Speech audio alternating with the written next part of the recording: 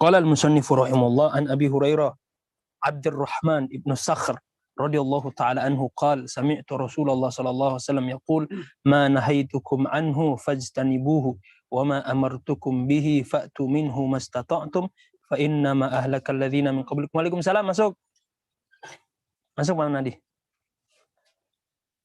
Fa inna ma ahlakal ladzina min qablikum kathratu masailihim wa ikhtilafuhum ala anbiya'ihim. Rahul Bukhari wa Muslim. Nah, dari sahabat Abi Hurairah kita terjemahkan dulu. Jadi Abi Hurairah ini nama beliau, nama fisiknya itu adalah Abdurrahman ibnu Sakhr. Ya, Abdurrahman ibnu Sakhr. Nama fisiknya.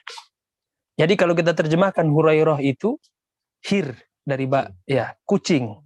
Ya, ini gelar yang Rasulullah kasih ke beliau. Ya, hir, kucing kecil, anak kecil. Sebabnya kenapa? Jadi suatu ketika sahabat ini, ya Abu Hurairah, karena beliau ini kan ahlu sufa. Ahlu sufa itu sahabat Nabi dari kaum muhajirin yang tinggal di masjid, nggak punya apa-apa, kasihan ke Madinah. Hijrah cuma bawa badan dan baju di badan, sehingga terbilang miskin. Jadi beliau ini punya kebiasaan suka main sama anak-anak kucing.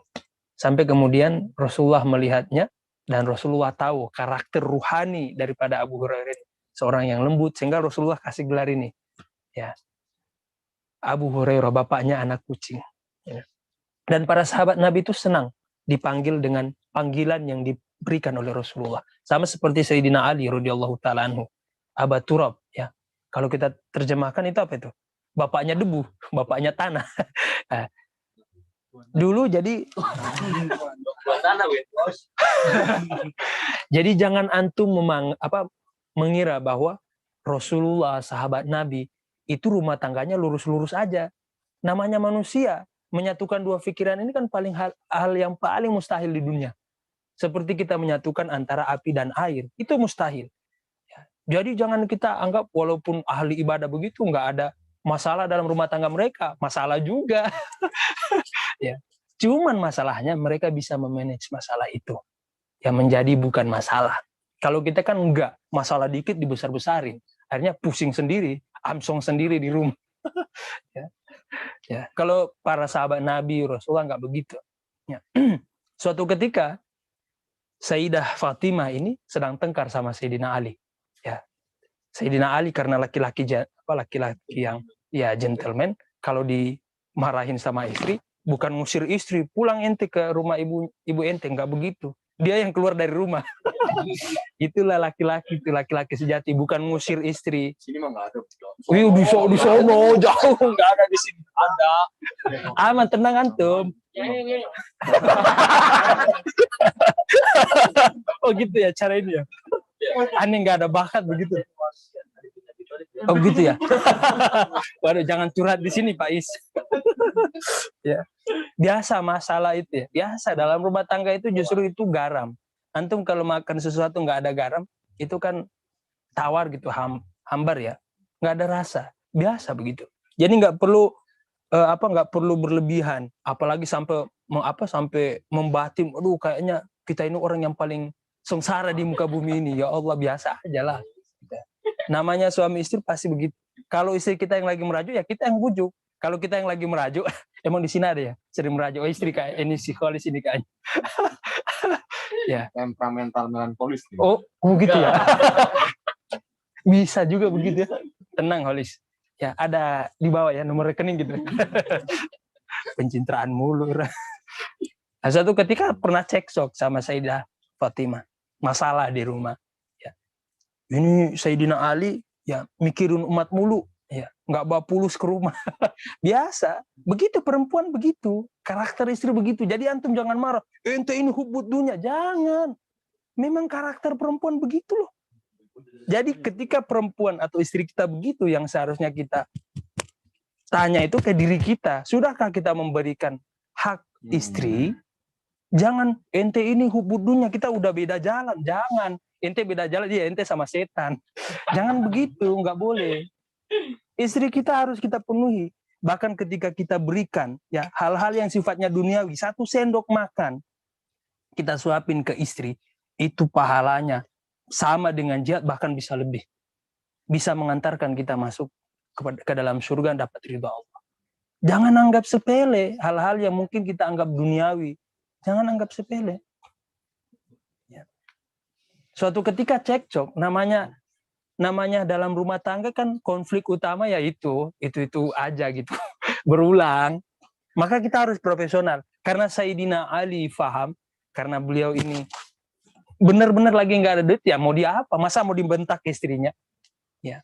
Maka beliau pulang, keluar dari rumah. Keluar dari rumah, ya udah. Ya, dia yang mengalah. Biarkan istrinya lagi merajuk di rumah. Akhirnya tidur di masjid. Rasulullah karena melihat fenomena itu, Rasulullah paham, wah ini kayaknya nggak seperti biasa. Kalau ada laki-laki yang tiba-tiba berubah total, nggak ada sebab langsung berubah jadi soleh, itu perlu dipertanyakan. Ini jangan-jangan berantem di rumah ini sama istrinya.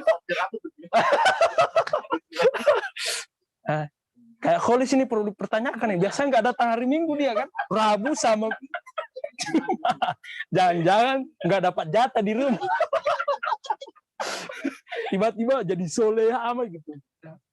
Ya Allah, Rasulullah paham. Ketawa dia nangis. Mas. Dia sendiri dalam keramaian. Mas wali dong, Mas. Berkhulwat terus hatinya Khalis. Rasulullah paham karakter itu, oh ini ada masak di rumah. Makanya Rasulullah tahu. Akhirnya apa? Rasulullah waktu itu pakai rida. Taruh di antara ini juga, di antara sunnah Nabi itu pakai rida itu taruh di sini ya, di kanan. Ya, pakai rida. Rida itu sorban. Bisa diikat di kepala, bisa taruh di sini pundak. Jadi ketika kalau masalah warna nggak ada masalah. Nggak ada masalah. Tapi biasanya Rasulullah lebih cinta kepada hijau. Nah, jadi Rasulullah bisa baca. Nah, ini juga pentingnya.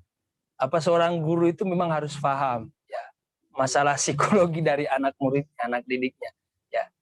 Jadi kalau di sini Rasulullah padahal posisi beliau sebagai seorang ayah mertua, anaknya kan Sayyidah Fatimah. Itu nggak disalahin mulu Sayyidina Ali, enggak. Beliau paham. Maka beliau mendamaikan. Ya.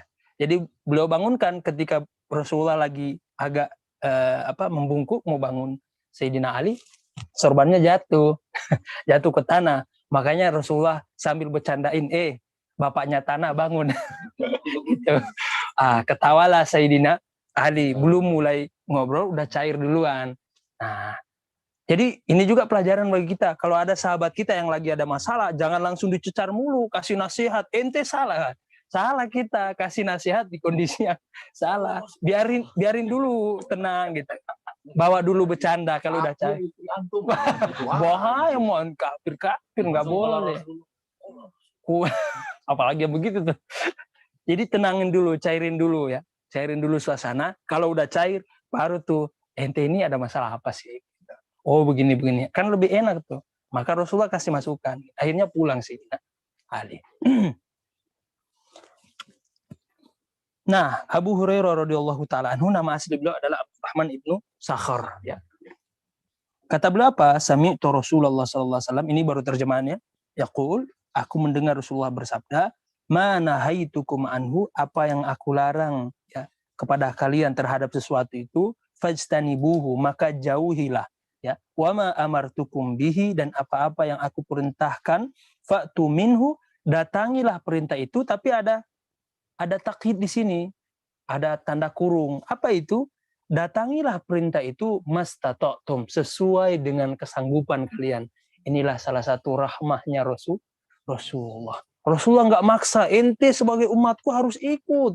Ya, tapi Rasulullah mengatakan, datangilah sesuai dengan kemampuan kalian. Karena Rasulullah paham, umatku ini ada yang tua, ada yang muda, kekuatannya nggak sama. Maka Rasulullah mengatakan, fa'tu minhu mastata'tum. Ya, tunaikanlah sesuai dengan kesanggupan kalian. Ada yang sehat, ada yang sakit. Maka itu nggak sama. Ya.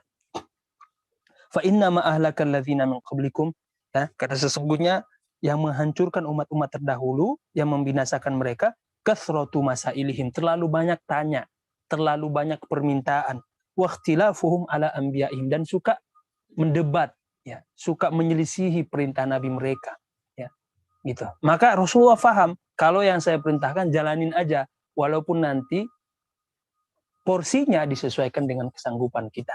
Nah, ini juga menjadi catatan buat kita, ya. Kalau misalnya guru kita ngasih sesuatu, ngasih wirid, jangan langsung ditelan mentah-mentah. Bilang kepada guru, sampaikan kesanggupan kita, ya. Wahai guru, saya baru sanggup seperti ini. Ya, karena guru kita kan hanya menyampaikan sesuai dengan ahwal yang turun kepada beliau. Kondisi hati kalau kita terjemahkan. Maka nggak apa-apa. Nabi aja masih memberikan dispensasi kepada kita, umatnya. Maka seorang guru harus begitu. Ya, dia nggak boleh egois, kemudian mewajibkan sesuatu kepada muridnya. Dia harus memberikan rukhsah.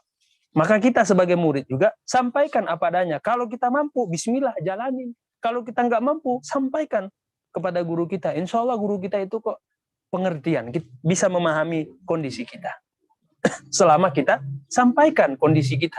Nggak usah kita takut, nggak usah kita sungkan, wah takut su'ul adab. Enggak, justru su'ul adab ketika kita ngejalanin, kita nggak mampu, tapi ngudumel dalam hati. Su'ul adab nggak itu? Su'ul adab. Waduh, gara-gara guruan. Sampaikan, baik guru. Iya, su'ul adab, justru itu su'ul adab. Sampaikan apa adanya ke guru kita. Insya Allah, ya guru kita pengertian kepada kita. Nah, jadi sahabat sekalian melakukan Allah, terjemahan ringkas daripada Sayyidina Abu Hurairah, nama fisik beliau itu sebenarnya adalah Abdurrahman ibnu Sakhar radhiyallahu taala anhu. Ya, sebab kunyah. Jadi kalau abu-abu itu namanya kunyah, ya.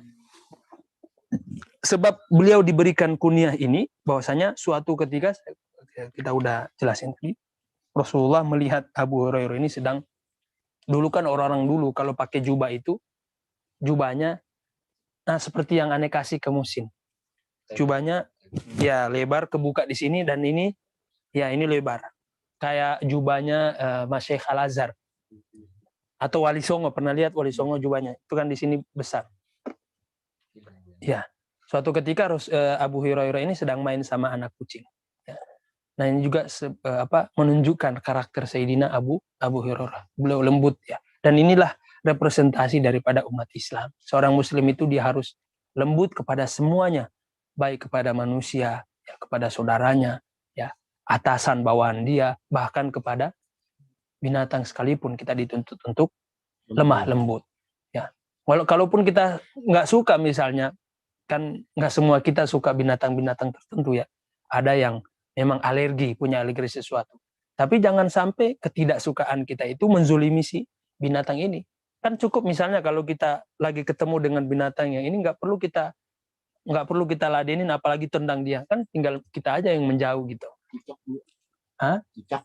Cicak ini termasuk yang hewan ini. Walaupun di dalam hadis itu kan ada beberapa hadis yang sering disalahpahami oleh kita nih, terutama teman-teman, mohon maaf ya, tetangga kita di sebelah sana. Ya, memang cicak ini dia yang membuat jadi memang di dalam hadis itu ada yang menyebutkan bahwa membunuh cicak itu bisa mendapatkan pahala. Tapi yang seperti apa? Islam itu tidak pernah mengajarkan kita dendam kesumat. Nggak pernah ngajarin begitu. Ya. Kalaupun kita mau membunuh cicak itu dengan catatan, ya, menjalankan perintah Rasulullah ini, nanti kita akan jelaskan bagaimana sih memahami kata-kata Rasulullah itu. Apakah mutlak bahwa ketika Rasulullah memerintahkan sesuatu itu langsung bermakna wajib dijalankan, atau tingkatan wajibnya seperti apa? Itu nanti dijelaskan sama beliau. Nah, memang dalam hadis itu ada perintah, ya, bukan perintah himbauan untuk kalau ketemu cicak boleh dibunuh, ya. Tapi kita nggak disuruh setiap ketemu cicak bunuh cicak, nggak begitu. Ya. Kenapa? Karena dulu memang cicak inilah salah satu hewan yang berkhianat kepada Rasulullah. Ketika Rasulullah bersembunyi di Gua Hira, ya, laba-laba itu sudah berusaha membantu menutupi Rasulullah supaya tidak terlihat oleh orang-orang kafir Quraisy, ya. Tapi karena suara cicak itulah yang kemudian membuat atau menaruh curiga sama orang-orang Quraisy bahwa di dalam gua itu ada orang, gitu. Walaupun saya masih kurang yakin dengan riwayat ini. Bagi orang-orang yang sudah pernah mengunjungi Gua Hira, mungkin sudah pernah naik sana. Belum. Siapa yang sudah pernah ke Gua Hira di sini? Ada nggak? Antum sudah sudah pernah. Di bawahnya tapi makanya dalamnya gede pas masuk ke kecil. Jadi teman-teman sekalian, antum kalau mau lihat Gua Hira itu, jadi jadi pas sampai di atas nih ya, kita turun lagi ke bawah dikit, turun di bawah dikit, ya badan kalau kayak, jangan terlalu besar, iya. Wah, Hironya Iya. lagi. Nah kayak ini, Ma'ruf, badan begini udah nggak bisa masuk. Jadi di dalam Gua Hira itu sebelum dapat Gua Hira ada pintu, lubangnya kecil, aneh aja harus samping begini masuk ke dalam situ, baru ketemu Gua Hira. Aneh kurang percaya, bukan kurang percaya, kurang yakin dengan riwayat ini. Apakah benar-benar riwayat ini terjadi? Karena kalau lihat tempatnya, mustahil ya orang-orang kafir Quraisy bisa dapat masuk ke Gua Hira itu. Ya. Karena dia harus lewat begitu. Kenapa? Karena kalau lewat dari samping itu jurang semua, nggak bisa. Ya. Jadi ya perlu dikaji lagi riwayat ini. Tebing. Antum nanti silakan lihat aja, browsing. Banyak tuh vlogger-vlogger yang udah bawa. Itu sebelum masuk ke dalam dapat Gua Hiranya, dan masuk di dalam Gua Hira itu juga harus begini nih.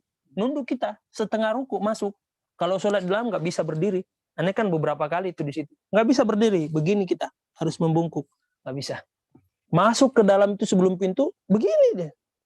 Ya kalau badan sekarang ini kayaknya udah mustahil masuk. Perutnya udah one pack, nggak bisa masuk. Apalagi kayak Ma'ruf, udah nggak bisa masuk, di luar aja. Nggak bisa, kecuali kayak ini nih, Husairi, boleh bisa. Kalau Kholis nggak bisa, perutnya kemajuan itu. nggak bisa masuk, nggak bisa.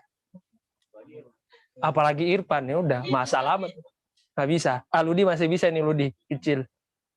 Kalau kayak kita udah nggak bisa. Ini Gua Hiranya. Sebelum masuk ke Gua Hira, itu udah Gua Hira. Ada pintunya itu, udah masuk itu.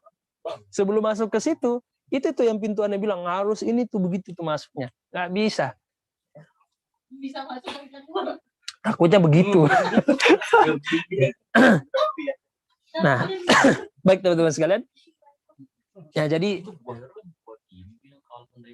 kalau yang pas laba-laba itu Gua Sur, bukan Gua Hira. Oh iya ya, benar-benar. Gua Sur, afwan. Ya pun demikian, Gua Sur itu tinggi banget itu, lebih tinggi daripada Gua Hira. Antum kalau berangkat, jadi naik ke atas itu kurang lebih, kalau yang kayak kita anak muda ya, 40 menit lah Gua Sur. Bayangkan tuh, 40 menit nggak ada tangga di situ. Gua Hira udah dibikin tangga, Gua Sur nggak ada. Batu-batu aja yang disusun. Nah itu yang paling di atasnya itu.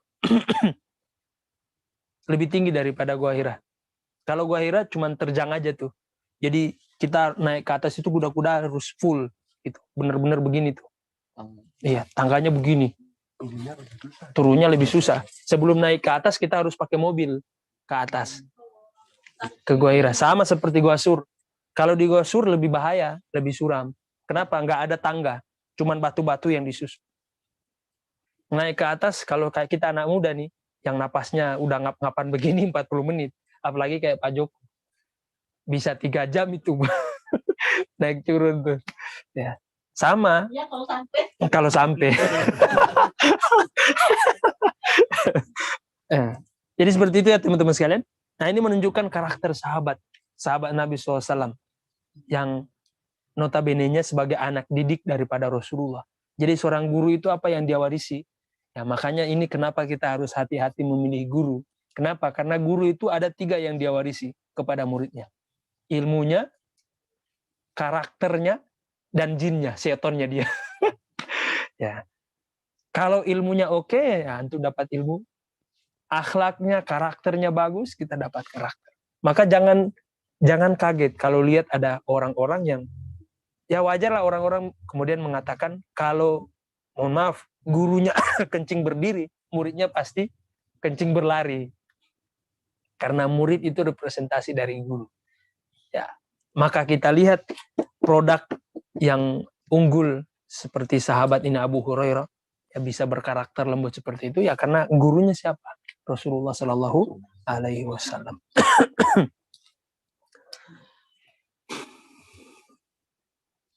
Jadi Sayyidina Abu Hurairah ini datang ke Madinah ya kurang lebih di tahun ke-7 Hijriah ya.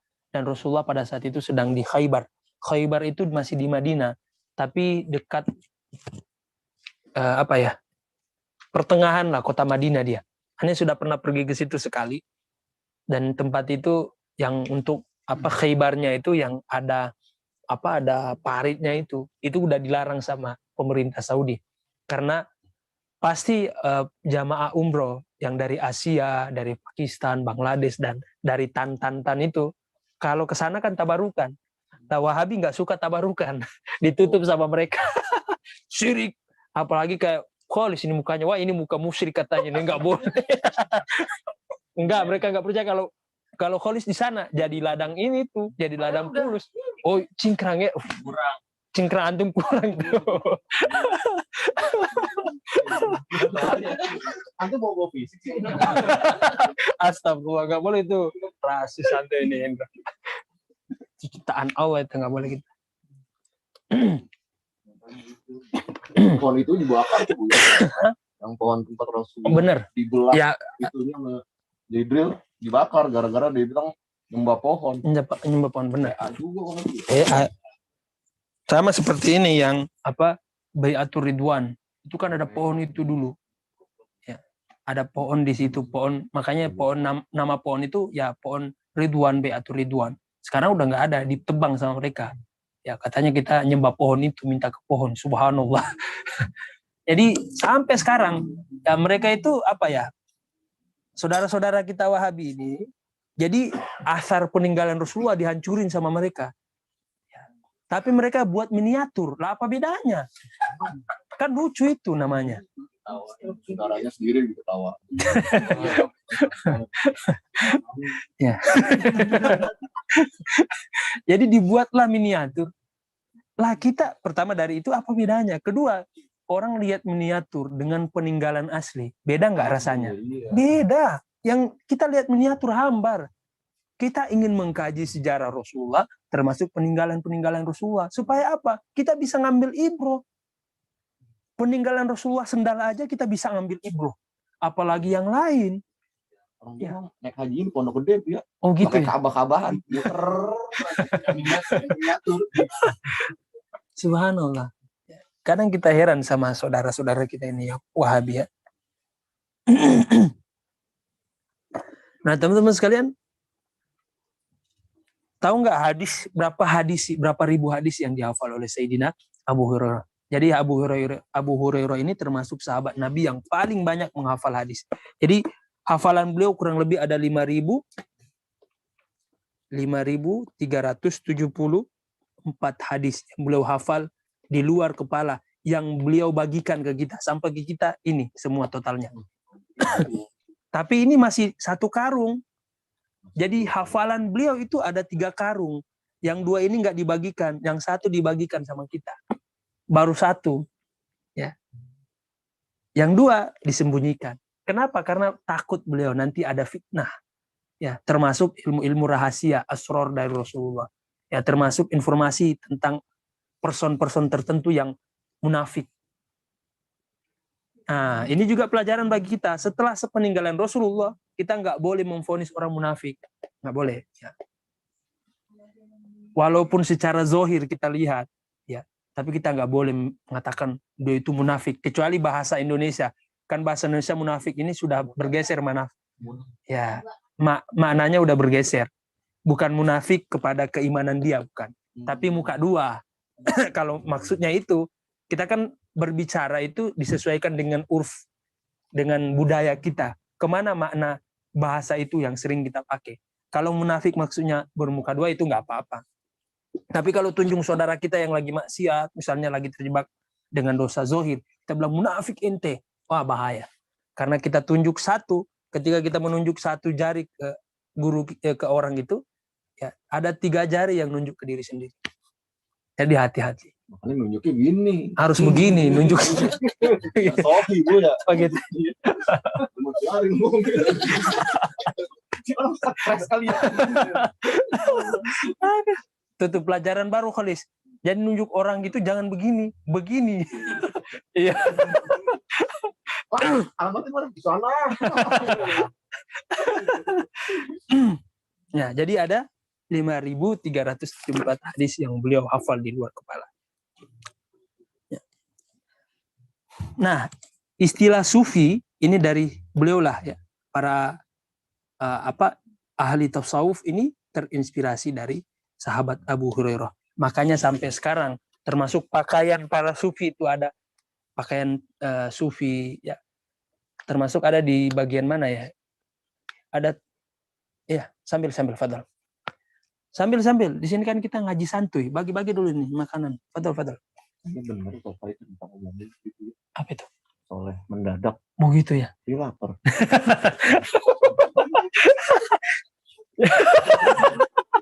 Jangan curhat di sini.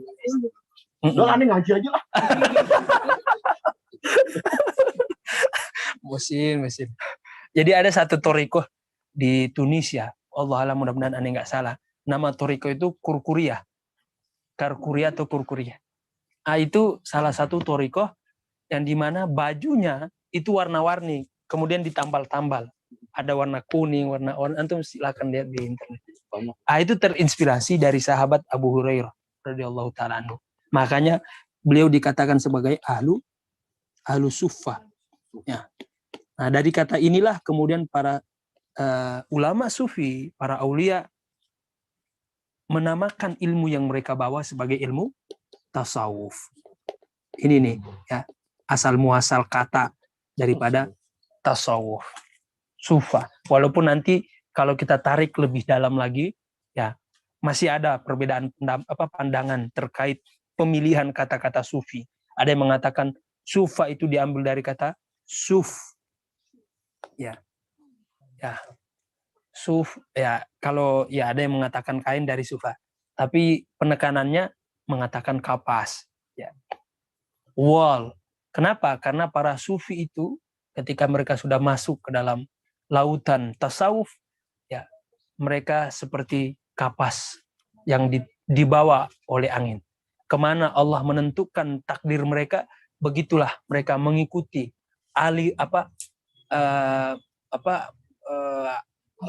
alur hembusan angin ketetapan Allah. Maka para sufi, para wali itu karakter utama mereka nggak pernah protes sama Allah. Mau Allah mau gimana pun mereka tetap santuy dan menerima takdir Allah. Nah ini nih, makanya kenapa orang Indonesia itu banyak wali, terlalu banyak orang santuy di Indonesia. Ya. Jadi ciri-ciri wali itu santuy mereka. Nggak banyak protes, yang penting wudhu, ada kopi, nerimo, udah selesai. Nikmatin hidup. Makanya Indonesia banyak wali. Ya. Di Timur Tengah nggak selesai konflik saudara aja nggak selesai. Karena apa? Dikasih itu tegang mulu. Karakternya keras ketemu keras, batu ketemu batu jadi api. Makanya nggak selesai konflik di sana. Lah Indonesia di Facebook aja yang ngotot-ngototan. Kalau udah ketemu ngopi udah ketawa cair lagi. Itu Indonesia. Makanya ada usaha untuk memecah belah Indonesia lewat ini nih ya, dari khawarij. Makanya mari kita pertahankan kesantunan santuy. Santuy ya. Jadi orang santuy. 17-an. Jadi jangan banyak protes. Nah, itulah salah satu karakter daripada sufi. Mereka mau dibawa kemana ke? Enggak protes kita. Gak protes, mau menanya aja. Tenang, aman. Nah, jadi teman-teman sekalian makan Allah. Nah, ini masih bercerita tentang biografi singkat dari sahabat Abu Hurairah. Nah, jadi asal muasal kata tasawuf ini dari sini. Terinspirasi dari beliau ini, tasawuf. Termasuk teman-teman sekalian, ya, Abu Hurairah punya jasa di dalam dunia atau di dalam tradisi para sufi. Pegang tasbih, mana tasbih yang antum, ini tasbih Syekh Ghazali tadi, itu dari beliau itu.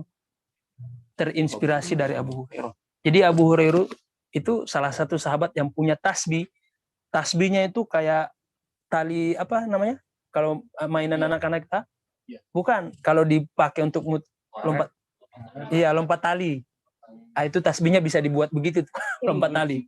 Saking panjangnya ada 12.000 tasbih yang beliau selalu gulung di tangan tuh, sembunyi. Sambung sanad itu Abu Hurairah Nah. kita sebutkan. Jadi sanadnya bersambung kepada beliau.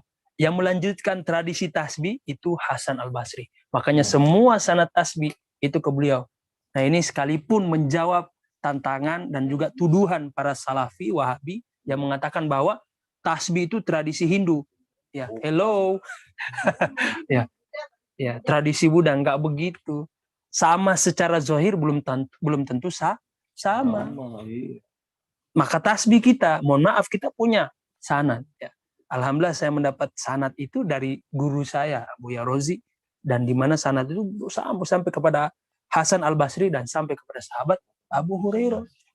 Ya, jadi kalau antum mau tanya-tanya, emang tasbih itu ada sanad? Ada. Dan Abu Hurairah ini, dari mana beliau bisa terinspirasi buat tasbih? Kalau bukan dari Rasulullah, kalau bukan dari istri-istri Nabi. Istri Nabi punya tasbih. Nah ini salah satu dalil kita ya bertasbih. Jadi tasbih itu, nah inilah ya, pencetus ya, pertama tasbih adalah sahabat Abu Hurairah. Ya. Abu Hurairah. Dan tasbih beliau itu berjumlah 12.000. Nah, mencret tuh kita. Sekali duduk beliau kalau zikir 12.000. Bisa nggak antum itu kuat nggak? Nah ini juga sekaligus menguatkan tradisi bahwa berzikir dengan banyak, dengan jumlah yang banyak itu bagian dari tradisi para sahabat Nabi. Siapa bilang berzikir banyak-banyak bisa jadi gila? Nggak ada. Kalau ada jadi gila, ini sahabat yang paling utama gila ini Abu Hurairah. Toh ternyata beliau nggak gila, makin waras, makin kuat hafalannya. Jadi tradisi zikir banyak-banyak itu bukan bid'ah.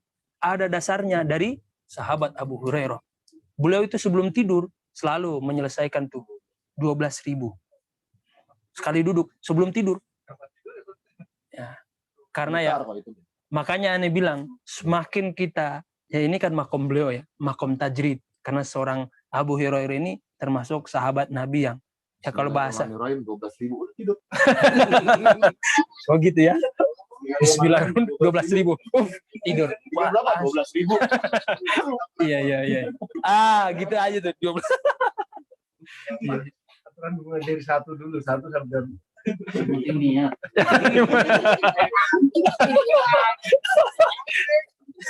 Iya, yang penting niat ya. Bismillahirrahmanirrahim 12.000 saya niatkan 12.000. Dah tidur. Kalau kita begitu, kalau Abu Hurairah nggak begitu. Beneran itu. Mau dicatat ini.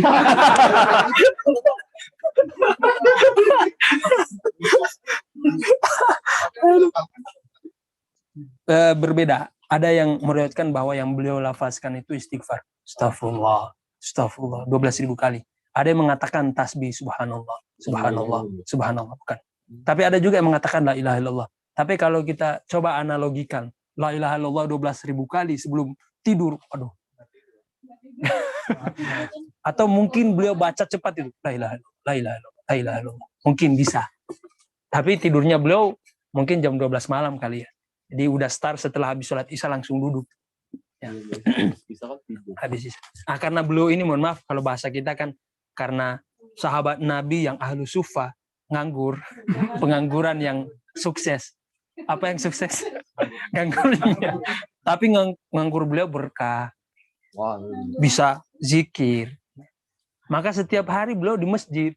Jadi kerjaan ini kalau kita analogi ya, analogikan wajar beliau bisa duduk seperti itu. Lah kalau kita yang sibuk, nah, gimana waktunya gitu kan?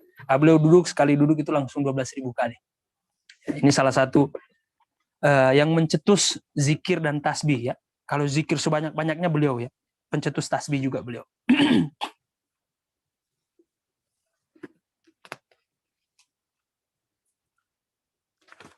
Nah, sahabat-sahabat sekalian dimulakan Allah.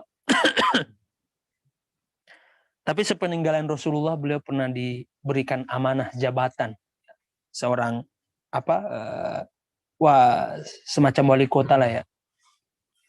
Tapi setelah itu beliau memundurkan diri. Tapi ada yang mengatakan bahwa Sayyidina Umar yang memakzulkan beliau, menurunkan beliau. Ya, ala kulli hal, setelah itu beliau nggak mau lagi untuk menerima ya, berpolitik nggak mau lagi. Kenapa? Setelah beliau melihat ya fenomena ketika berpolitik, ya ternyata ada pengorbanan, ya ada termasuk harus berkonflik sesama sahabat Nabi, sehingga beliau memundurkan diri, takut terjatuh kepada fitnah itu, dan beliau nggak mau konflik dengan sahabat Nabi, sehingga beliau nggak mau lagi kalau ditunjuk jadi diamanahkan berpolitik, nggak mau.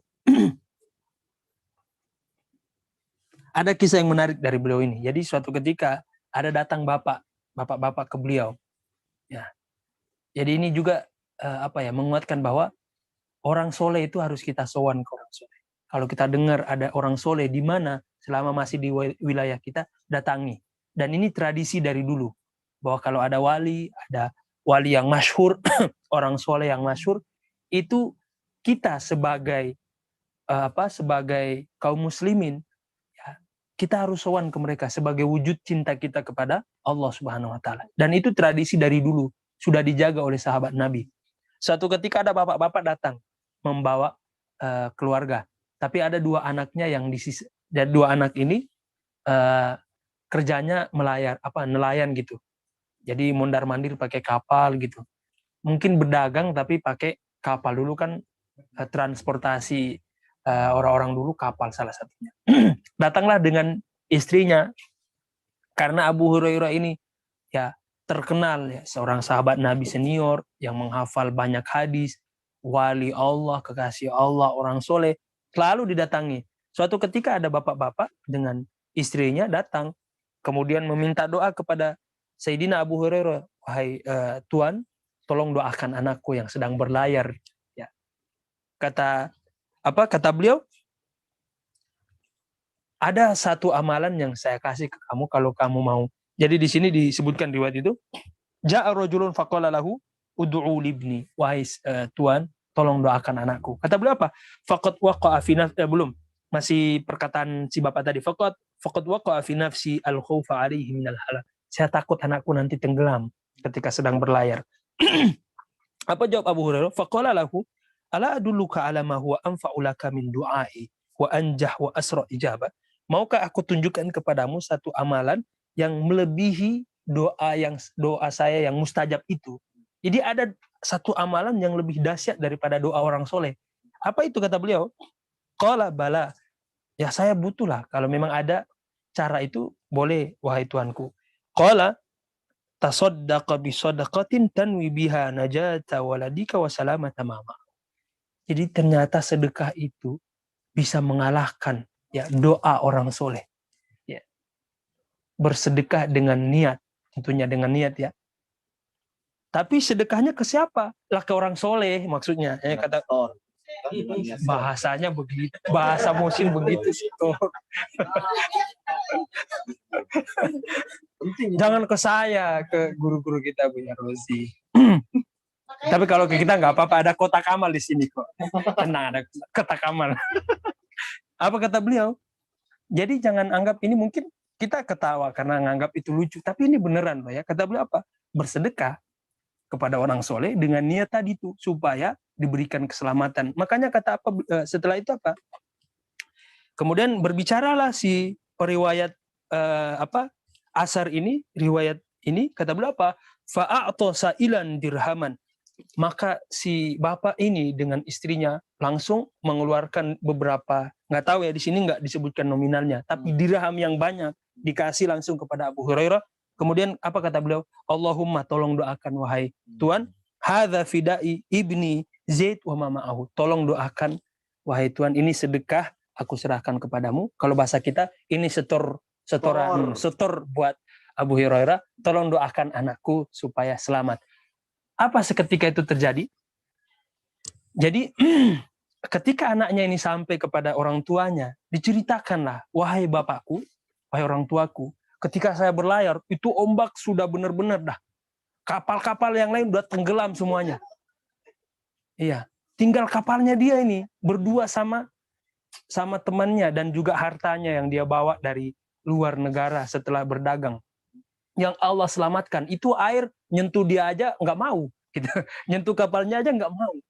Tapi kapal di sekitar dia tenggelam semua, karena kan mereka kafilah, rombongan, tenggelam semua, mati semua. Cuman mereka inilah yang ini. Makanya kata beliau apa? Falamma qadima sa'alahu abuhu an halihi faqala ya abi qad ra'ayna ajaban yauman kadza wa kadza. Kami pernah ya di hari tertentu, nggak sebutkan, di hari yang bertepatan dengan peristiwa diberikan sedekah itu kepada Abu Hurairah. Apa yang terjadi? Ada keajaiban yang terjadi. Ketika pada suatu kapal-kapal semua dihantam oleh gelombang tinggi, cuman kapal kita yang aman. Air aja takut mendekat, senggol bacok. Takut senggol gitu. Wah jangan senggol dia. Apa kata beliau?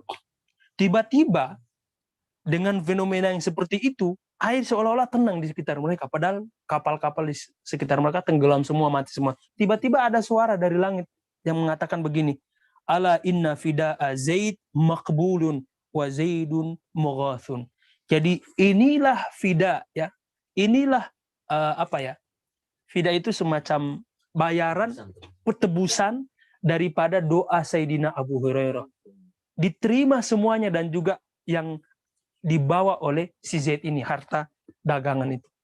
Tiba-tiba suara dari langit. Nah, antum jangan sepelekan bersedekah ke orang soleh, para wali. Apapun yang antum bawa, orang-orang soleh, ya para guru-guru itu nggak akan pernah menolak.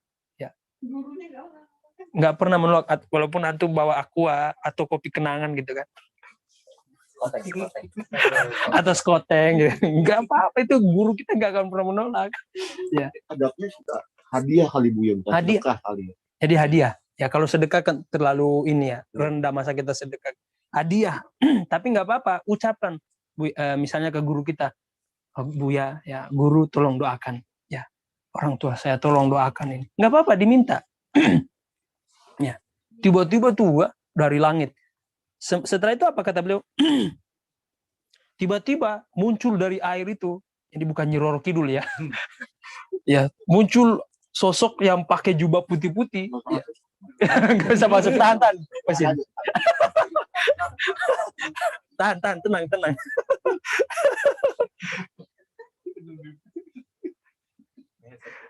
Jadi tiba-tiba datang laki-laki putih yang pakai putih-putih, serba putih-putih, yang menuntun kapalnya. Ini ajaib katanya. Ya, menuntun untuk, jadi terombang-ambing. Bayangkan, kapal dulu ya kan beda dengan sekarang. Dulu cuman kayu dan bertumpu kepada layar tipis itu. Mau kemana itu kalau udah dihantam sama gelombang angin, dasyat, nggak bisa dikendalikan kapalnya, akhirnya pasrah aja. Tapi tiba-tiba datang sosok putih itu menuntun kapal mereka. Ini nggak masuk di akal kalau kita ini kan, tapi benar-benar terjadi.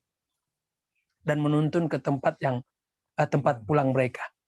Inilah mereka, oh langsung teringat bapaknya, oh itu hari itu aneh lagi bersedekah ke Sayyidina Abu Hurairah. Ya. Jadi jangan pernah nganggap sepele ya. Walaupun kita mungkin bercanda, tapi ini serius ya. Efeknya ke kita. Wih, ya. Tenang, ini alhamdulillah ini habis. Ini habis dikasih sama Musin tadi. Alhamdulillah berkah insya Allah. Nah teman-teman sekalian makan Allah. Nah ini udah masuk ke kajian fikih lebih ini nih, kita coba sambil minum dulu, bagi dulu. Ya minum dulu, rehat. Ini. Kencangin nggak AC-nya? Bagi dulu minuman. Bagi minuman. Ini, Seri, air, bagi. Rehat dulu ya, yang di Zoom rehat dulu ya. Bismillahirrahmanirrahim.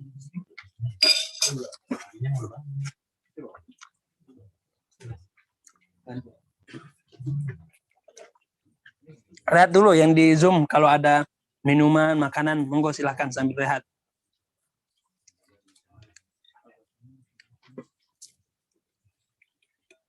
Itu saya yang bagikan ke siapa?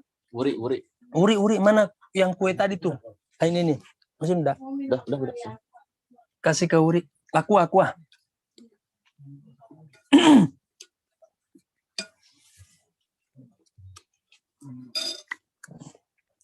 Di sini Uri ngaji santuy ya. Sambil makan, minum, bahagia antum di sini.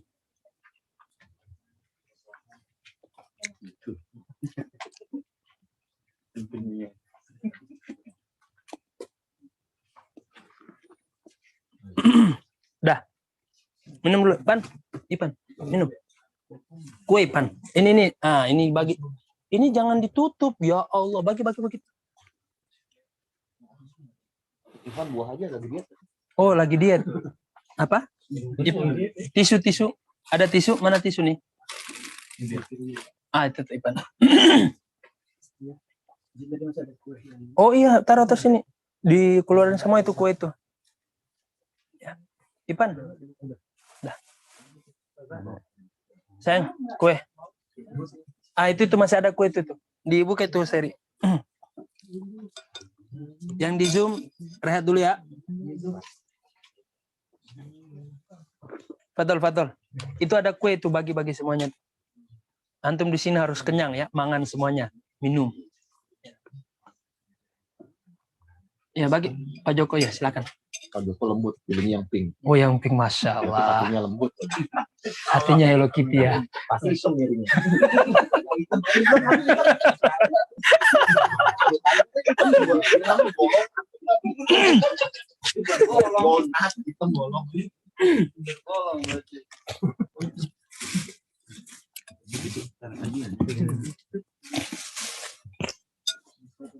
Nah, nanti antum makan. Udah dapat semua sedotan. Ini Ipan, ambil. Emang makan apa tadi? Belang-belang. Jus.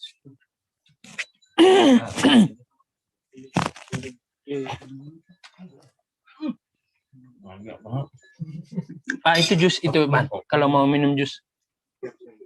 Oh, Seri, ada gelas plastik di atas lemari. Bawa turun ke sini. Biar anak-anak Ngaji makan aja. Memang ngaji makan di sini.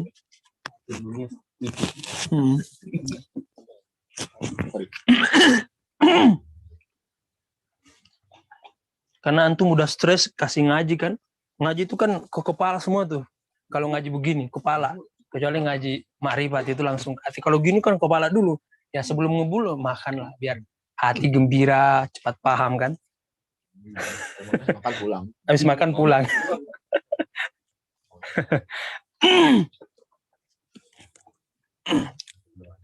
Udah. Kita lanjut ya. Mana penanya nih?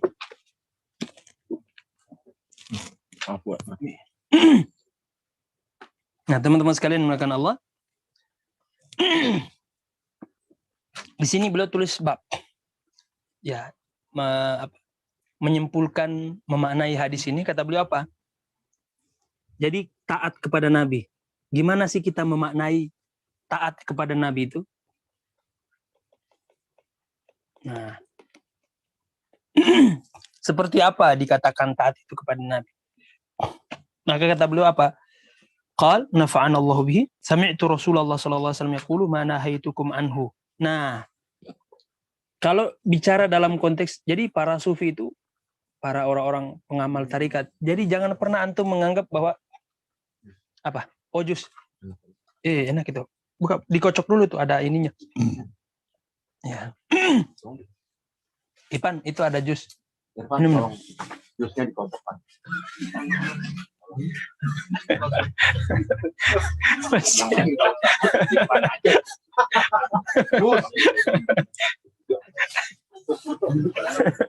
Aduh.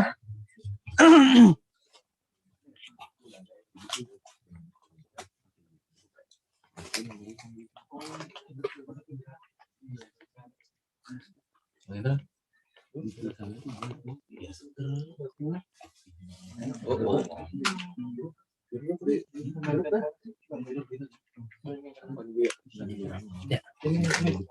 Kapan kita bisa taat kepada Nabi? Ketika kita bisa menjalankan perintah dan menjauhi apa yang dilarang oleh Nabi, maka itu disebut sebagai taat. Tapi apakah semua perintah Nabi itu bermakna wajib? Harus benar-benar dijalankan? Ya. Kalau tidak dikerjakan mendapat dosa atau seperti apa? Nah, saya selalu ulang-ulang bahwa antum kalau mau lihat orang yang paling idealis mengamalkan sunnah Nabi, itu orang-orang tarekat. Nggak ada satupun sunnah Nabi yang zohir ditinggalkan oleh para pendaku tarekat. Mereka itulah yang paling disiplin menjalankan sunnah Nabi. Ya. kecuali satu, poligami. Itu kan nggak termasuk sunnah, itu kan bias hukum, tergantung kondisi dan kebutuhan kita. Itu aja. Lah orang-orang tarekat itu dia lagi sibuk cinta kepada Allah, hatinya terpaut kepada Allah. Ya, jadi nggak sempat untuk memikirkan yang begituan. Ya. Mau nambah istri satu aja banyak masalah. Jadi rumus tambah istri, tambah masalah. Itu rumusnya tuh. Tambah bagus. Itu tuh, bahasa santunnya begitu. Curhatnya. Itu bahasa halusnya. Bahasa halus ya. Tambah istri, tambah taat. taat. Dari masalah. Bisa aja ngelesnya. Nah. Tapi mengaplikasikan perintah Nabi dalam konteks ketaatan itu seperti apa? Apakah semua perintah Nabi itu bermakna wajib atau seperti apa? Nah, ini yang akan dibahas oleh para ulama kita. Jadi, ketika Rasulullah mengatakan mana haitukum anhu, apa yang aku larang kepada kalian, maka larangan itu terbagi menjadi dua secara fikih, ya. Walaupun secara spirit hakikat apa yang disampaikan oleh Nabi dan apa yang dilarang, baik itu perintah maupun larangan, ya harus kita kerjakan tanpa harus kita bertanya apakah ini wajib, apakah ini sunnah, nggak perlu. Dalam ilmu hakikat seperti itu, sebagai mahabbah, cinta kita kepada beliau. Tapi itu yang harus kita amalkan, praktekkan ke dalam diri kita, bukan kita suruh kepada orang. Jadi ketat itu ketat ke diri kita. Adapun ketika ini kita bicarakan di depan publik, maka bahaslah menurut pendekatan fikih. Kenapa? Karena objek yang terkena khitab, taklif itu siapa? Semua kaum muslimin yang dimana notabene-nya adalah orang-orang awam. Maka jangan membuat orang awam itu lari daripada Islam gara-gara kita menerapkan yang ketat itu kepada mereka. Jadi ini rumusnya, ya. Yang ketat-ketat itu yang untuk diri kita. Jangan kita larang ketat-ketat ke orang, giliran kita bermudah-mudah. Nah, ini nggak boleh begitu ya. Maka saya selalu menekankan bahwa tidak ada ya, yang paling ketat dalam menjalankan sunnah Nabi, ya itu kecuali orang-orang pendaku tarekat. Mereka itu paling Masya Allah. Tapi kalau ke orang lain, mereka selalu memberikan kemudahan. Untuk diri mereka, nggak ada dispensasi. Dihantam sehabis-habisnya. Ya. Bahkan kalau bisa, himbauan Nabi yang bersifat sunnah diwajibkan untuk diri mereka. Makanya mereka puasa, lihat. Padahal puasa boleh sahur makan nasi, daging, apa. Tapi mereka nasi putih. Bahkan bisa cuman air putih. Ketat untuk diri mereka, tapi untuk orang lain enggak. Dihantam diri mereka, tapi untuk orang lain diberikan kemudahan. Jadi rumus begitu ya, untuk mengamalkan sunnah itu rumusnya begitu.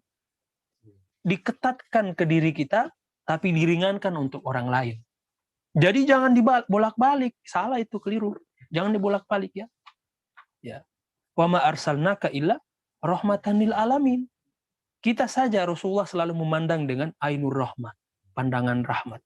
Apapun diberikan rukhsah. Kalau kita nggak bisa berdiri, kita duduk, kata Rasulullah. Kalau nggak bisa duduk, kita tidur. Kalau nggak bisa tidur, kita memberikan isyarat. Kalau nggak bisa lagi, isolatin aja itu. Karena udah mati itu. Iya, udah mati. Itulah syariat Islam yang dibawa oleh Rasulullah, yang penuh dengan rahmatan lil alamin. Untuk diri kita, kita ketatkan. Untuk orang lain baru kita mudah-mudahkan. Nah, larangan itu ada yang larangan bersifat haram. Ya benar-benar haram. Ketika Rasulullah melarang kita untuk berzina, maka tingkatan larangan itu sampai kepada level haram. Haram itu kalau kita terjemahkan apa? Nggak boleh. Ya nggak boleh, kalau dikerjakan Dosa. Gitu. Kalau ditinggalkan berpahala. Sederhana. Haram contohnya, mohon maaf ya, ketika Rasulullah melarang zina. Ini sampai kepada tingkatan larangan haram. Ada lebih ringan daripada haram, di atas atau di bawah ini? Haram kan yang paling tinggi. Di bawah satu level haram itu namanya makruh. Ini dibagi oleh para ahli fikih. Supaya apa? Memudahkan orang awam. Karena tidak semua orang awam ini, apalagi orang yang baru hijrah.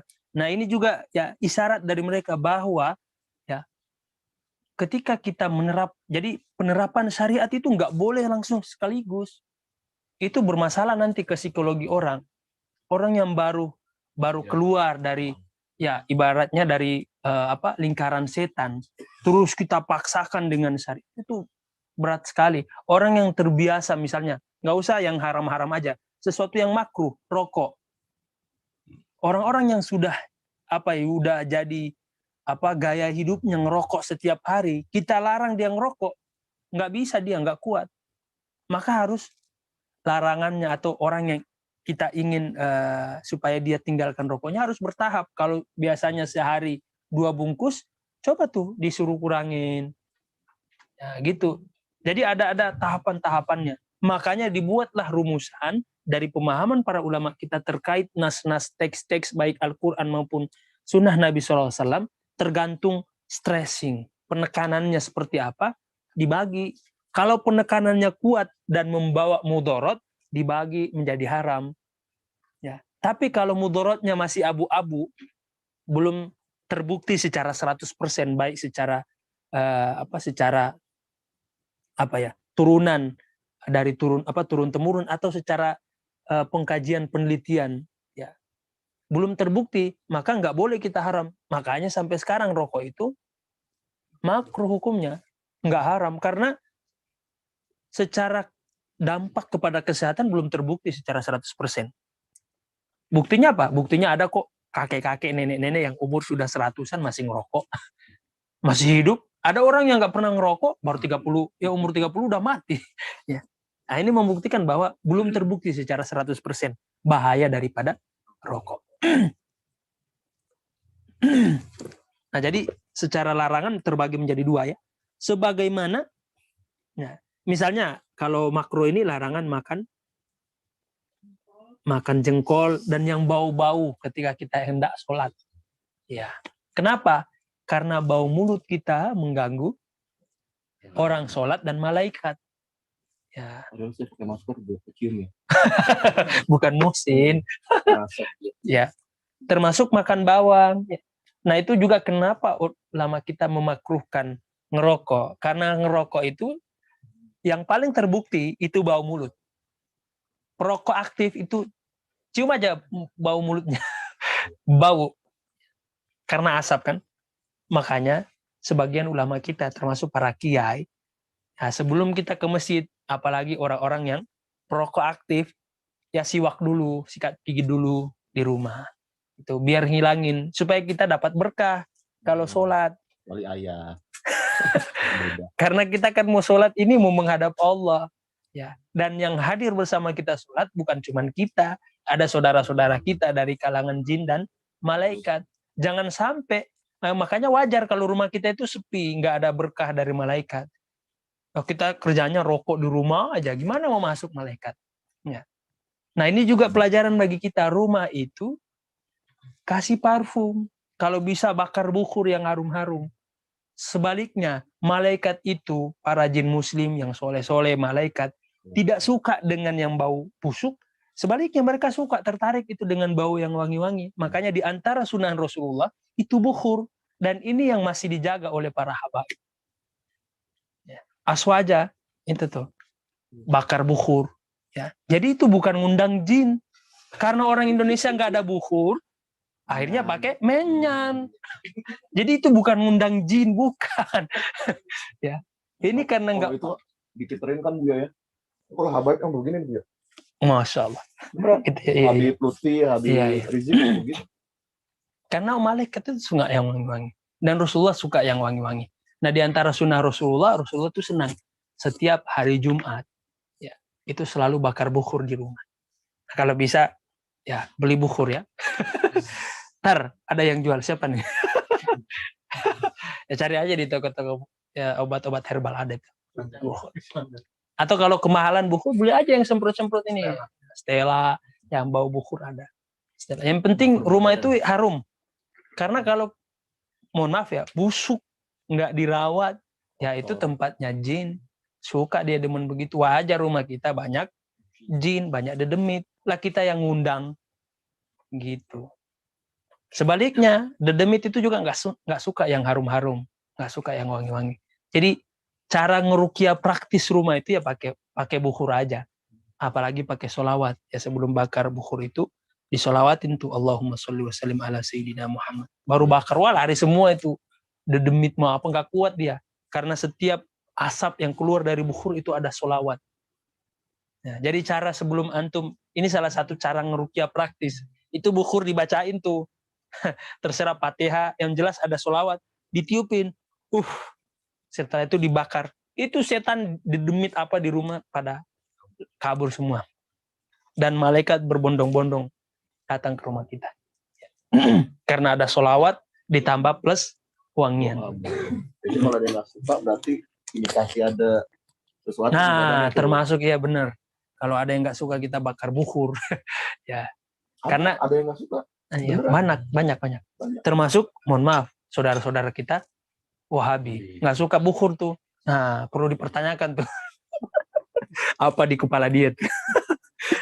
Karena identik dengan itu tuh, ya. Benar. Orang ya apa? Mengundang setan kan. Padahal di Masjid Nabawi sama Masjidil Haram itu bukhur hampir setiap saat bakar bukhur. Nah, tanda tanya, mereka ngikut siapa? Yang di sono aja pakai bukhur, gede lagi. Iya, gede bukhurnya. Nah, ini juga sunnah Nabi. Rasulullah itu senang dengan wangi-wangian. Terkhusus antum yang sudah bersuami istri.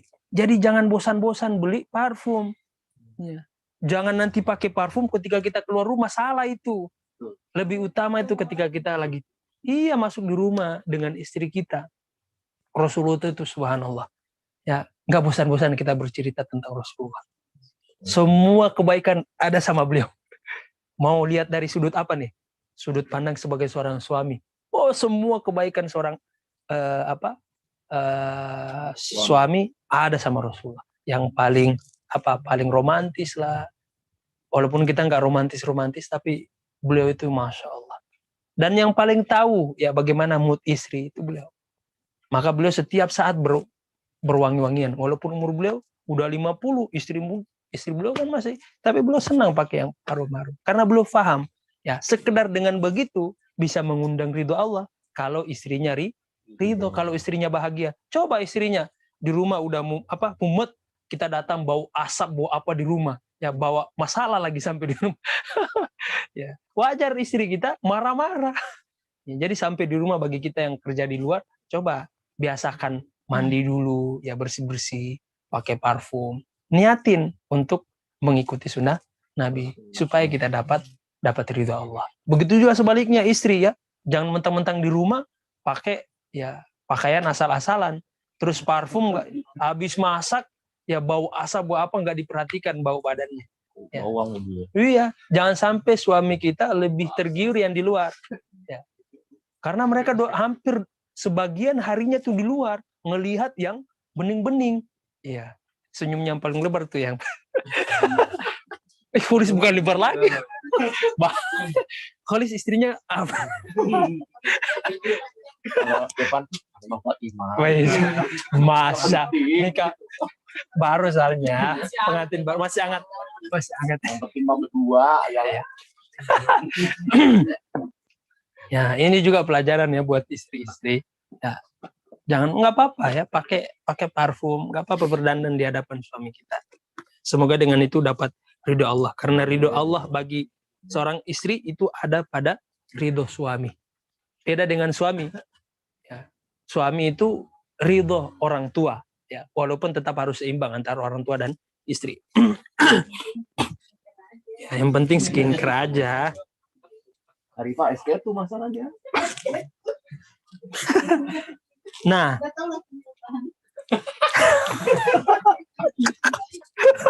aduh, lewat skip. Nah, jadi larangan itu ada dua ya. Jadi tidak serta-merta ketika Rasulullah melarang sesuatu ada kalimat-kalimat larangan di dalam hadis, di dalam sabda beliau, kemudian otomatis kita terjemahkan sebagai haram, keharaman, larangan yang haram. Yang enggak semuanya begitu. Contohnya apa tadi? Yang makan bawang, yang bau-bau. Itu ya larangannya itu tidak sampai mengharamkan. Lah jengkol enak. Bawang kalau kita makanan nggak ada bawang nggak enak. Iya. Kesukaan Maulana Abadi itu jengkol. Ya, kata beliau ini makanan raja. Raja jengkol. Raja jengkol maksudnya. Tapi jengkol enak itu. Ya Rozi suka. Karena dari segi kesehatan itu baik, bagus. Dia semacam mengeluarkan racun-racun itu. Detox ya? Ya, detox. Ini bukan ini ya, bukan cocokologi, beneran. Ya, kalau kebanyakan sakit perut ya. Kata orang Betawi jengkolan tuh Amin. Iya benar. Nah, sebagaimana larangan itu terbagi menjadi dua, ada yang haram, ada yang makruh, tergantung konteksnya apa. Juga perintah. Perintah itu ada yang wajib dan ada yang mandub. Mandub. Ya, atau sunnah. Ya. Mandub. Ya. Ya. Jadi tergantung konteksnya apa. Misalnya ketika Rasulullah memerintahkan kita untuk aksiru zikral maut, ya, perbanyaklah. Ya, di situ kan beliau menggunakan sigot fi'il amr, kata-kata perintah. Ya, tapi makna daripada perintah di sini tidak sampai kepada tingkat wajib, tapi mandub. Ya. Yang apabila kalau kita kerjakan dapat pahala, kalau tidak ya nggak apa-apa. Cuman dari sisi pendekatan spiritual, mengingat mati itu kan baik. Makanya beliau mengatakan, aksiru, perbanyaklah kalian untuk mengingat mati. Karena mengingat mati itu dapat menggugurkan dosa kita. Kenapa bisa begitu? Sekedar mengingat mati bisa menggugurkan dosa. Ketika kita lagi kaya raya, Allah berikan kelapangan, kita nggak tahu diri. Maksudnya kita nggak lupa diri kita gitu. Karena kita paham bahwa ini hanya titipan Allah. Begitupun ketika Allah sedang menguji kita dengan kemiskinan, kefakiran. Dengan mengingat matilah kita bisa lebih enteng. Kenapa? Karena kita ridho. Oh iya, kaya dan miskin kan ya ujung-ujungnya juga mati. Gitu. Ini hanya soal ini aja, soal rezeki aja. Bukan menentukan makom derajat seseorang di sisi Allah. Ya. Jadi ada yang wajib. Nah, kalau wajib apa? Seperti perintah Rasulullah memerintahkan kita untuk sholat 5 waktu. Itu kan semuanya wajib. Tapi ini yang unik teman-teman sekalian. Khusus perintah. Coba kita hapus di sini.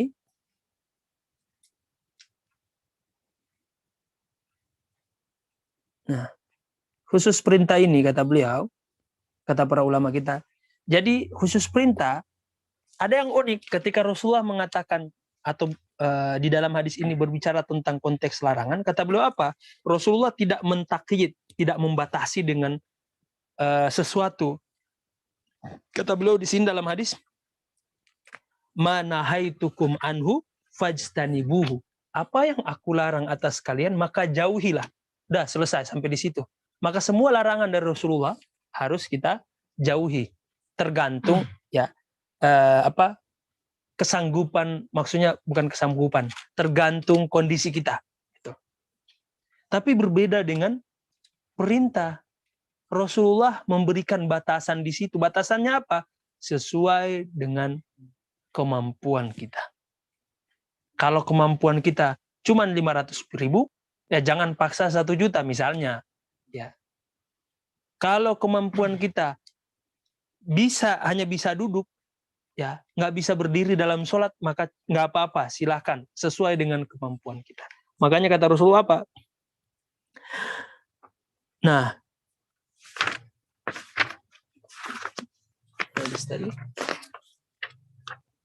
wa ma amartukum bihi, dan apa yang aku perintahkan kepada kalian, fa'tu minhu mastata'tum, ya datangilah, kerjakanlah perintah itu sesuai dengan kesanggupan kita, ya karena Rasulullah faham kondisi kita, yang nggak semua kita itu mampu melaksanakan ketaatan, tapi insya Allah semua kita mampu menjauhi Larangan. Nggak ada alasan kecuali dalam kondisi tertentu. Ya, misalnya kita lagi darurat. Ya, sesuatu yang terlarang dalam kondisi darurat itu dibolehkan. Ya. Ad-darura, sebagaimana kata para ulama kita dalam kaidah fiqhiyah, ad-darura tubihul mahzurah, ya, atau mahzurat. Kondisi darurat itu membolehkan, ya, melanggar larangan-larangan. Misalnya seperti apa? Kita misalnya, ya, dalam kondisi misalnya mohon maaf, ya, ini cuma contoh, bukan ini. Kecelakaan di kapal, ya. Kemudian kita terombang-ambing di atas kapal. Udah lapar, berhari-hari nggak makan. Tapi ada beberapa makanan yang ada di depan kita, tapi tersisa hanya daging babi. Maka dalam kondisi seperti itu, kita wajib untuk mempertahankan diri kita supaya kita tetap hidup agar bisa beribadah kepada Allah. Wajib kita makan tuh daging babi, ya, karena kondisi yang darurat. Ya. Kalau kita tidak makan jadinya dosa. Dosa. Karena di dalam prinsip Islam ada nilai-nilai yang dihargai, yang harus dijaga. Salah satunya adalah keselamatan fisik dan jiwa. Dosa, Makanya, dosa. iya, bahkan itu diutamakan. Kalau dalam kajian Maqasidus Syariah kan, itu ada beberapa poin-poin, ya, yang dijaga dalam Islam, termasuk agama, kemudian jiwa. Tapi jiwa diutamakan, didahulukan ketimbang agama.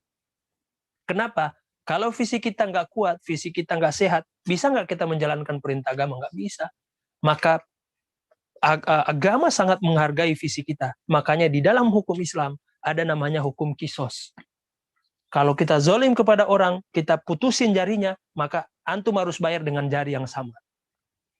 Ya, karena fisik ini sangat dihargai dalam Islam. Nggak boleh. Ya. Makanya ada denda-denda tertentu. Kalau kita nyolok mata orang, kita harus bayar berapa miliar tuh. Karena berharga, dihargai betul. Islam sangat menghargai betul fisik manusia. Ya.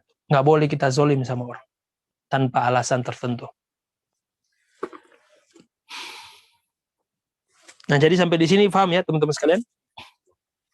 Yang ketika perintah, Rasulullah mentakhid, membatasi dengan fa'tu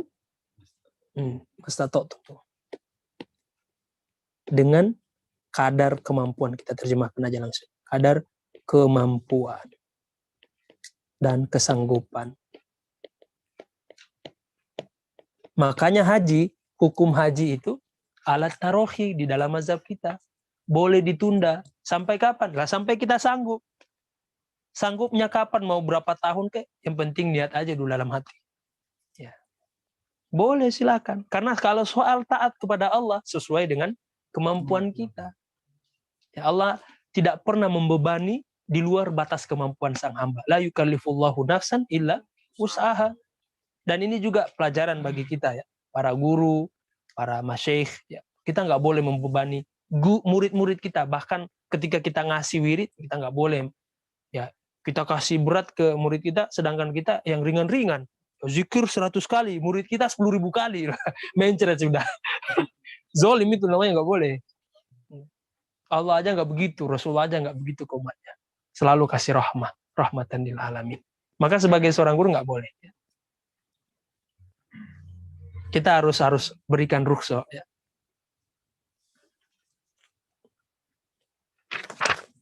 Jadi seperti itu ya teman-teman sekalian.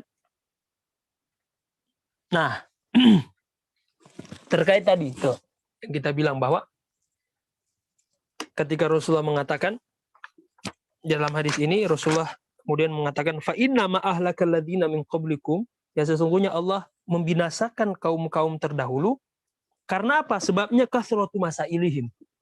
Tak suka banyak bertanya sesuatu yang enggak penting. Suka banyak meminta di luar batasan kemampuan dia. Maka di dalam Al-Qur'an Allah mengabadikan kisah orang-orang yang melakukan seperti ini. Misalnya contohnya ya kaumnya Nabi Isa alaihissalam. Ya, ketika Allah sudah kasih tanda-tanda bukti daripada kenabian Nabi Isa, ya, berupa mukjizat, menghidupkan orang yang mati, ya, menyembuhkan orang yang sakit, mereka belum percaya kepada Nabi Isa bahwa Nabi Isa itu adalah utusan Allah. Maka mereka meminta di luar kesanggupan mereka. Apa itu? Coba ente wahai Nabi Isa, coba ente turunin makanan dari langit. Baru kita percaya. Ini kan dahsyat sekali. Maka setiap permintaan kita yang besar-besar, itu ada resiko. Resikonya apa? Tanggung jawab moral. Kalau kapan kita ingkar terhadap permintaan itu, kalau sudah diijabah oleh Allah, bahaya. Bisa Allah cabut semua sampai ke akar-akarnya. Ya. Nauzubillah min dzalik. Maka mintalah yang terbaik kepada Allah untuk kita. Karena Allah yang paling tahu kondisi kita. Jangan pernah meminta di luar kapasitas kemampuan kita. Mintalah. Kalau kita pun harus meminta itu, ya dengan celah begini. Dalilnya apa? Dalilnya berikan yang terbaik ya Allah. Kalau memang itu yang terbaik, berikan kepada Allah. Maka kita nggak ada beban moral di situ. Nggak ada tanggung jawab yang menjadi beban kita. Ini Nabi Isa, kaumnya minta, coba Isa ente turunin makanan dari langit, minta ke Tuhanmu. Ini kan su'ul adab namanya. Nabi Isa nggak akan menolak. Kalau memang kalian dengan itu menguatkan iman kalian, saya akan minta kepada Allah. Dan Allah turunin. Tapi apa kata Allah? Kalau kalian ingkar setelah ini, azabku akan lebih pedih. Allah kasih ada azab di situ. Jadi ada tanggung jawab moral. Dan itu sangat berat, teman-teman sekalian. Maka mintalah, ya ini juga pelajaran bagi kita ya. Kalau berdoa kepada Allah, ya minta yang terbaik, jangan yang aneh-aneh. Ya Allah, hamba ingin istri 2, bahaya kalau dikasih. Kan bahaya itu musim. Yang belakang istrinya, amin. Jadi ya Allah. Bahaya, itu bahaya itu khalis ya. Jangan main-main dengan permintaan kita kepada Allah. Allah kalau kita minta kasih, tapi hati-hati. Allah akan uji kita dengan itu. Oh, satu. Satu di sini, satu di sono, satu di kita satu. Jadi jangan pernah minta kepada Allah sesuatu yang berat ya. Karena sesuatu nikmat semakin besar, nikmat yang kita minta semakin besar tanggung jawabnya di sisi Allah. Dan semua bagi orang-orang yang mengenal Allah, semua nikmat itu besar di sisi Allah. Termasuk nafas kita, waktu kita. Makanya setiap saat kita disuruh untuk istighfar. Beristighfar daripada ini semua yang kita lalaikan. Supaya Allah nggak ada alasan untuk mengazab kita. Terlalu banyak kita lalai dalam kehidupan kita. Ya, maka wajarlah kemudian Sayyidina Abu Hurairah disebutkan dalam riwayat yang sahih, 12.000 itu semuanya istighfar. Karena mengikuti Nabi SAW. Nabi yang sudah begitu saja makomnya di sisi Allah. Setiap hari, setiap saat beristighfar kepada Allah. Apalagi kita ini yang banyak dosa. Ya. Maka banyak-banyaklah istighfar. Karena dengan beristighfar, kita bisa wusul ila Allah. Kadang dosa itu bisa mengantarkan kita sampai kepada Allah. Kapan? Ketika kita menyadari dosa-dosa kita. Kelalaian kita kepada Allah dengan beristighfar kepada Allah. Jadi banyak-banyak istighfar. Sebelum sholat istighfar. Sebelum sholat wajib kalau bisa jadikan itu sebagai kebiasaan sholat sunat taubah. Istighfar kepada Allah. Minimal ya 10 kali kalau kita nggak kuat 100 kali. Istighfar kepada Allah. Karena kita mau ibadah. Masa kita malu sama Allah? Ibadah tapi bawa kotoran. Bisa nggak kita melipat baju yang kotor di dalam tempat baju-baju yang kita siapkan untuk udah bersih? Mau nggak antum pakai yang pakaian kotor yang udah nggak mau? Kita nggak mau. Kita aja yang begitu, yang zohir kita nggak mau. Apalagi kita ingin mempersembahkan ibadah kita kepada Allah. Kita aja mau ngasih ke guru kita pasti ngasih yang terbaik. Masa ke Allah kita ngasih setengah-setengah. Kadang kita ini nggak adil sama Allah. Makanya kita mohon ampun kepada Allah. Astagfirullahaladzim. Semoga Allah mengampuni dosa-dosa kita ya. Dosa-dosa kelalaian kita. Ya, semoga setelah ini kita bisa memberikan yang terbaik kepada Allah Subhanahu wa taala. Karena makom seorang hamba itu semakin tinggi makom dia kepada Allah, semakin tinggi kesadaran dia akan merasa kotornya dia di hadapan Allah. Jadi rahasia para wali, kekasih-kekasih Allah itu bukan banyak ibadah, bukan. Tapi besarnya kesadaran mereka bahwa mereka ini kotor.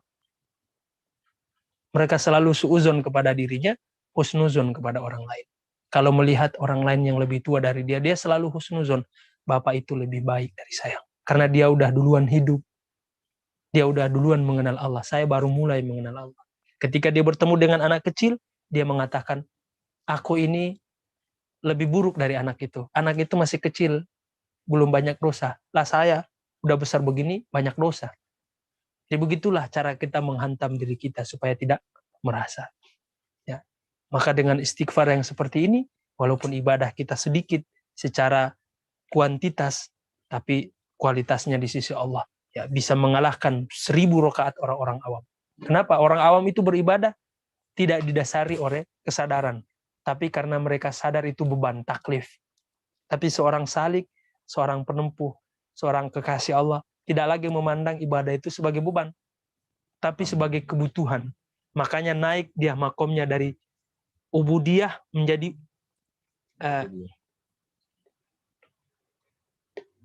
jadi dari makom ubudiyah dia menyembah Allah sekedar menggugurkan kewajiban menjadi ubudah. Ya. Disitulah makomnya abid. Seorang ahli ibadah itu ya ketika dia beribadah dengan penuh kesadaran kepada Allah. Baik teman-teman sekalian melakukan Allah, sampai di sini paham semuanya ya?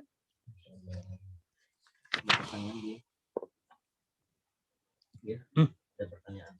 Oh ya boleh, silakan. Pertanyaan dari Dewita Aryani. Assalamualaikum Buya. Waalaikumsalam. Allah Maha Kaya dan Maha Pemberi. Saya pernah mendengar mintalah segala sesuatu kepadanya dan Allah Maha mengabulkan doa. Bagaimana? Nggak jadi masalah minta, tapi pakai yang saya bilang, celahnya pakai itu. Ya, karena takut nanti kita beban moralnya nggak sanggup untuk kita tunaikan, amanah di balik permintaan kita. Maka mintalah yang terbaik ya Allah. Kalau memang 2 istri terbaik bagi saya, ya berikanlah hamba 2 istri. Nah. Mesin gantian.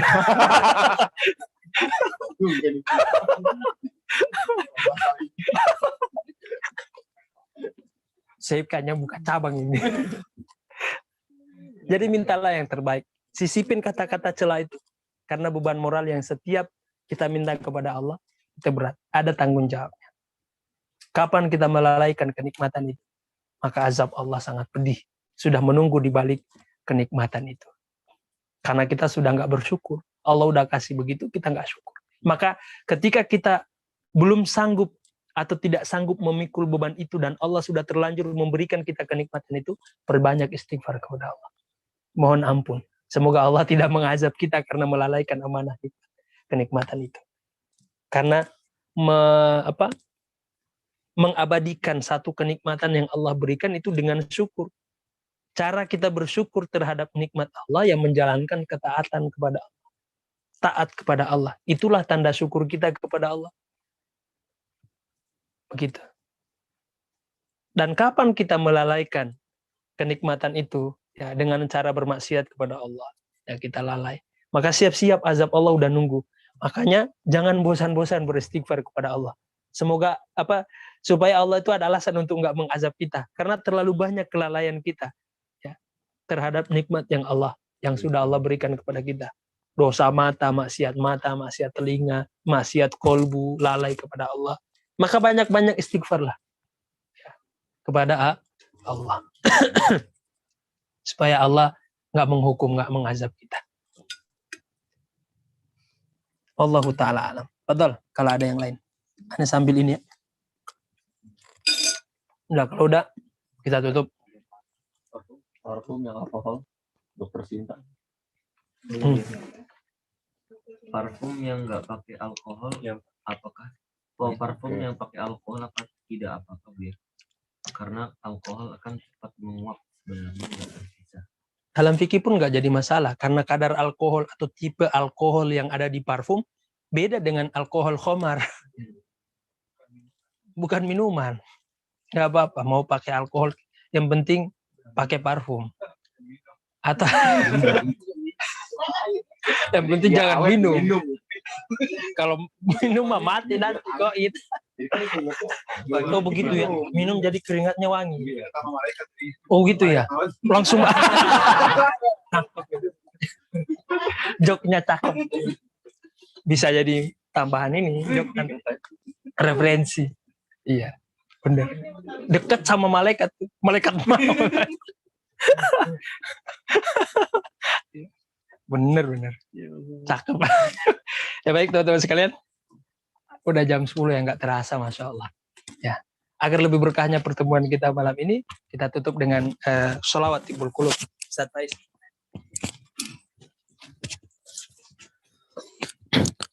Allahumma salli wa sallim wa zid wa barik alaihi. Allahumma salli ala sayyidina Muhammadin tibbil qulubi wa dawaiha وعافية الأبدان وشفائها ونور الأبصار وضيائها وعلى آله وصحبه وسلم. اللهم صل على سيدنا محمد طب القلوب ودوائها وعافية الأبدان وشفائها ونور الأبصار وضيائها وعلى آله وصحبه وسلم. اللهم صل على سيدنا محمد طب القلوب ودوائها وعافية الأبدان وشفائها ونور الأبصار وضيائها وعلى آله وصحبه وسلم.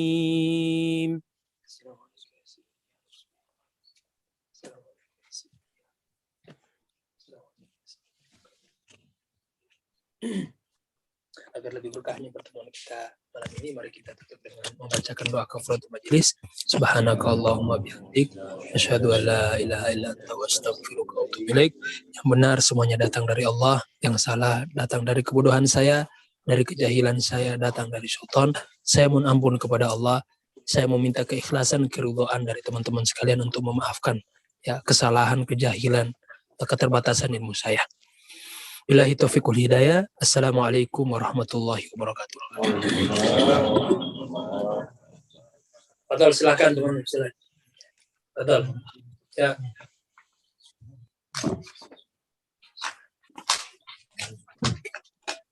Sama-sama. Sama-sama.